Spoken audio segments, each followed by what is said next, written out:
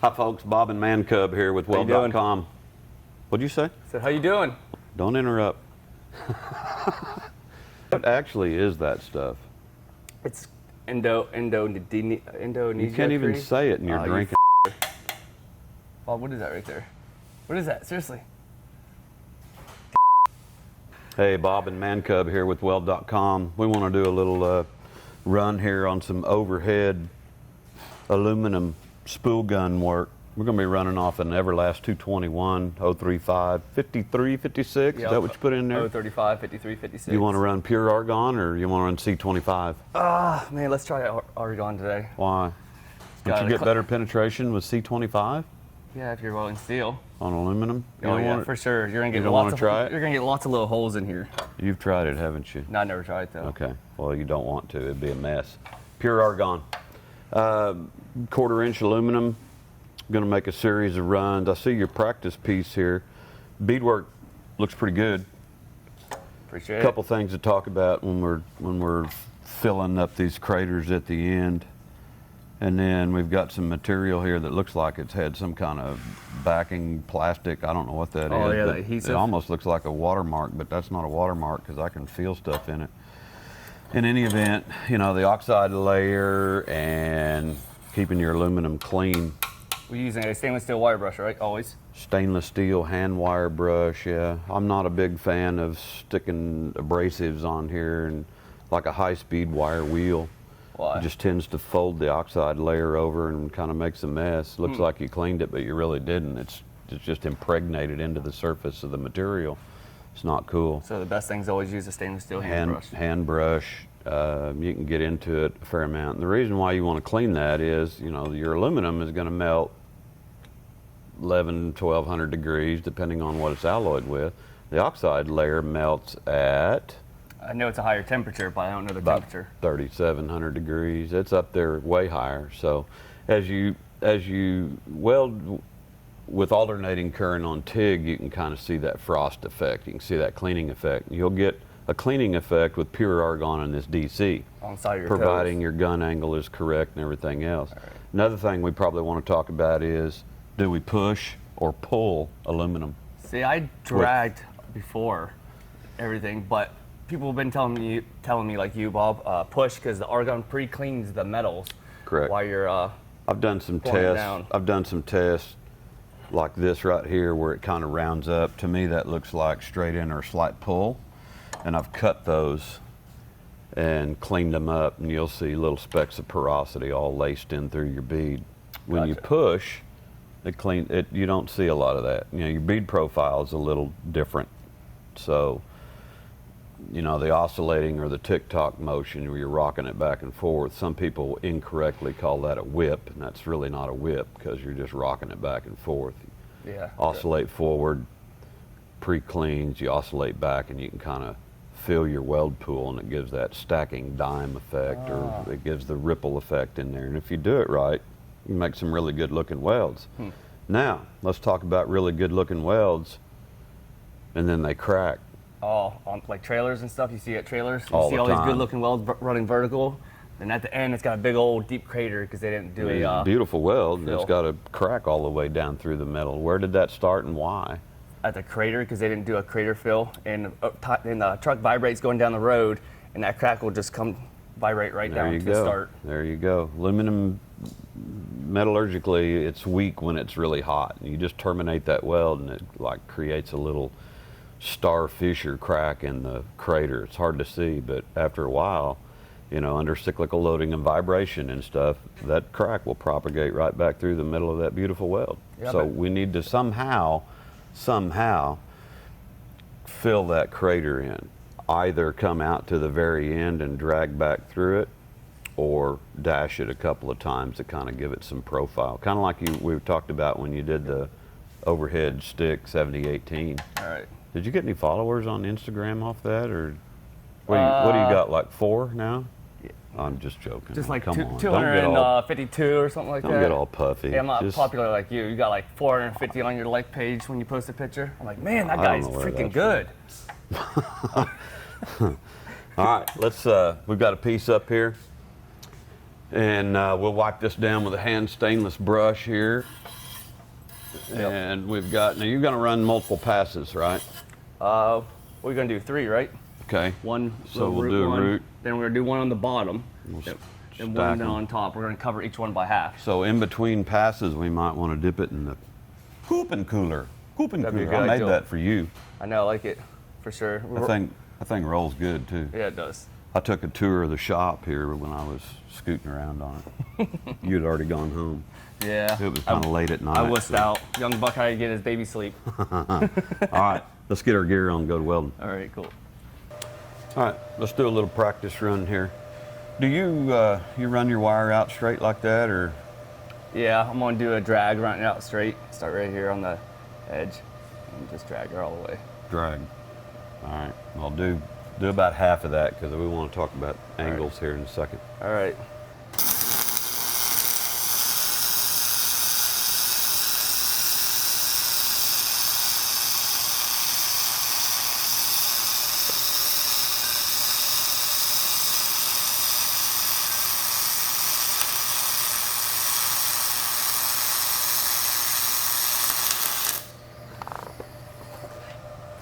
A little dark black.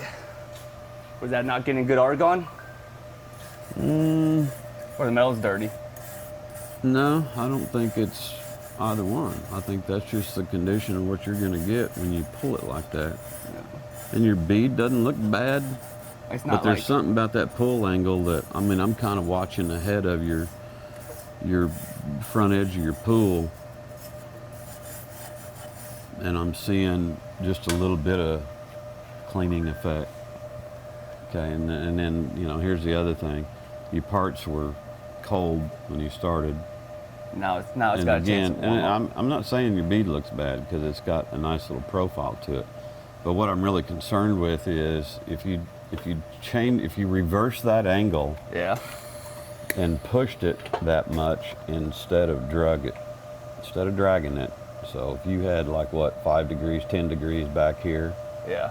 okay, I want you to reverse that and push it that much, not extreme angles, All right. but push it just a little bit. And I want you to, you're going to be looking at the leading edge of your pool, All right. and then I want you to see what you notice there, and then you'll see the edges and everything. All right. Okay? What's this wire do when I bend it like that instead of having it straight like the last time I've done? You ever had say aluminum wire is real soft, Yeah. right? Yeah. So if you got it sticking out there straight, I mean, this is my personal preference, but I've noticed, and I don't curl mine around hard like that, but I just leave it up. Oh. But it comes out of there and it bumps, Yeah. sends a shock wave back through your spool gun. You get the little bird nest effect. Yeah, That's like crap. irritating. It's time and everything. I've always just taken the wire. I mean, I'll cut it off, but I'll also kind of curl it up. So Gotcha. so it's got kind of a soft, when it hits, it just kind of starts the arc without sending that shock wave through there. Gotcha. Awesome. And the wire falls off anyway. I mean, that's just the initial arc start. So Awesome. give All it a right. go, see what you get I'm gonna there. start right here, 5 to 10 degree push, Okay. run into that crater.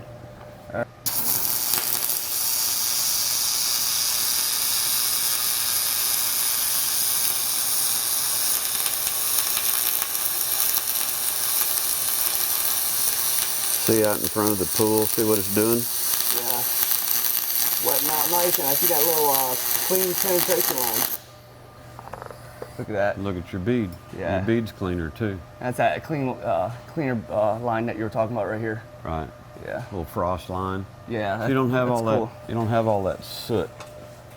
I can't. You know, if you ask me what that soot is from, I'm not going to be able to tell you exactly what it all is. But I mean, my guess is what You're, it's but dirty. you're looking at the front of the pool while you were welding, and you'll notice that kind of a cleaning action out ahead of the pool. Yeah. Okay. I noticed that big time. So And I noticed when I And started this speeding is- up, it started I started getting that frost line better too. You Okay. can tell right here, see it? you got a little flatter profile. So All right. why just by speeding up? Why did it make You it didn't go flat? speed up. You were running about the same travel speed. You changed your gun angle. Oh, okay. You changed your gun angle instead of pulling it. Well, so you were like this. You pulled it about 5-10 degrees, and over here, you kept the same angle, but except you were pushing. Gotcha. Awesome. And so we cleaned things up just in that alone. Okay.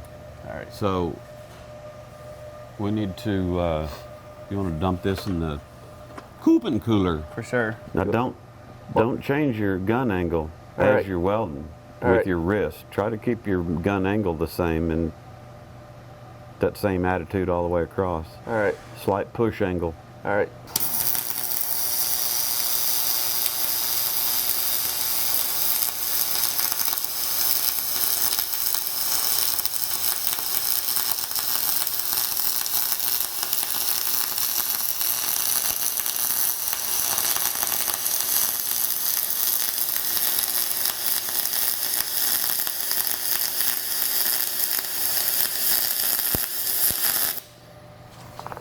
I cannot stay It steady. looks like you changed your travel speed and your electrical stick out when you got toward me over here when you got past halfway. I couldn't stay steady at all. Well, you got to prop and brace and get comfy there, old bud. Let me come in here and do. Well, that was impressive. You see that? Yeah. Looks horrible. I showered. I cleaned up this morning. Why you say I look horrible? Oh, you're weld. Oh. No, you look hideous. Oh, thank you. No, I'm just playing. All right, so let's do something here. See, we've got, in order to blend these in, we've got to go from like the highest point of this bead up into this one, and we want to get that respectable profile in there. So what I want you to try to do is try to give this a slight rock. So you're going to step forward, and you're going to kind of barely come back. It's almost like a J, a small J motion. Watch the end of the wire. I'm going to come in a little bit, and when we pause, we're going to come back and just kind of go up on that toe of that weld. Well, you know it's going to kind of fall. I mean, you're in a spray condition. Yeah, we got this gravity here. Is there gravity in Florida? So bring this in, bring it back, and pause. It's like a modified J, a little pause. You know, and do it in a methodical rocking motion. Don't do any kind of a big whip and all that. And try to maintain your, you're using a small, subtle technique. So, the main thing you're doing is your travel speed, and then you can add this to it. Does that make sense? Yeah. And we're just trying to get that dime effect in here. Gotcha. Okay? Yeah.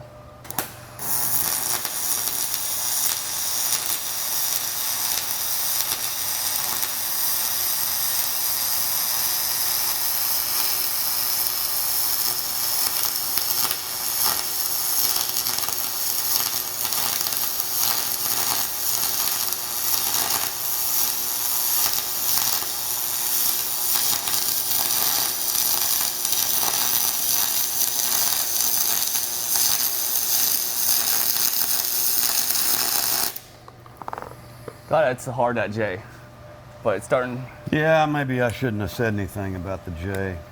That was confusing for you, huh? I'm not used to that motion. I never did it. Oh yeah, you have. No, I never done it did. in the horizontal position on All I do is building. I just go forward. straight I come back back and like a forth? little, like, I don't know, 64th, and I pause for a second, let fat wetten out, then move forward. 64. Like a little bit. Like the 30 seconds, that's about it. Gentle rocking motion. But you built some profile in here and you got your toe okay. I noticed you were going more like straight up and down, and when I saw that. But here's I was the trying other to do thing. your J. I wasn't trying to go up straight up and Well, down. you didn't do my J. I was trying to. I know you were. But the thing is, you didn't, on this pass here, you didn't change your electrical stick out. You may have gotten it slightly shorter, and that's better. That's fine. That way your material's heating up. So you'll notice that this is flatter than over here slightly. The main thing is, you got your spool gun set up in a good condition. What's your voltage? 22.5. 22.5, pure argon, 035, 460. 53, 56 wire, and you're running how many inches a minute? 460. 460, 470 and some change. So you're in there in a good spray. You'll notice it crackles slightly. That means it's too cold. No, not necessarily. I mean, you can get that to be real quiet, and By doing what? hit that spray. You can either turn the wire down or you can turn the voltage up, and that'll get rid of that crackle. Personally, if I'm doing any spray work, especially on carbon steel, as I oscillate forward, I like to hear it hiss and as I oscillate back, just a very, very slight crackle. That's just me, because I tend to be able to hit my profiles and it just wets in better, and I see that good condition. That's good to know.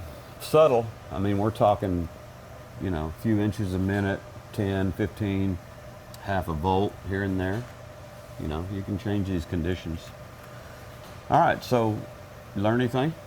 Yeah, I learned a lot. Do your wire push always. You always got to push because the cleaning action, the argon. There you go. Always Spool make sure guns this wire, you know what I mean, it helps you not push back. Yeah, 53, 56 wire is a little stiffer than 40, 43, and you may not get a bump and a bird nest in there, but it's just a habit I got into a long time ago, bending it over. As soon as I started bending them over, I quit having bird nests back through the spool gun. Yeah. Spool guns are cool because you're only feeding wire for a short distance through here. Yeah. And if you're not doing tons of aluminum wire welding, then spool gun makes sense. Plus you can run other wires through them, stainless and stuff like that. So they're not, you got to get used to them. It's a different feel than a regular gun. So educational. Very educational. I learned a lot by watching you. This is a little, you know, a little weird in the overhead position. You learned what not to do. No, not. I can already do it wrong. I'm going to run out here in this naked part. I'm going to run a little bit of that J motion and pause, and I'm doing this over here. I went ahead and dropped the wire feed speed back down because I want that more of that wetting effect. I don't want this thing a hard crackle. All right. So, you know, it's a subtle motion. Gotcha. I'm sure you've seen it before.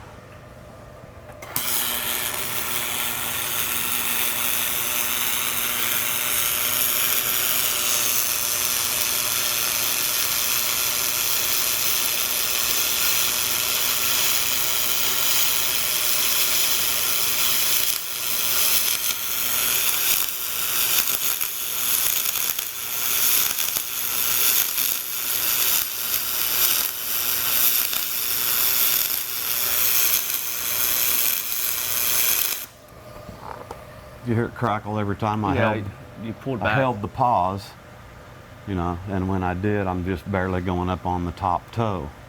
Right. And that's when it crackled. But each time I went forward, it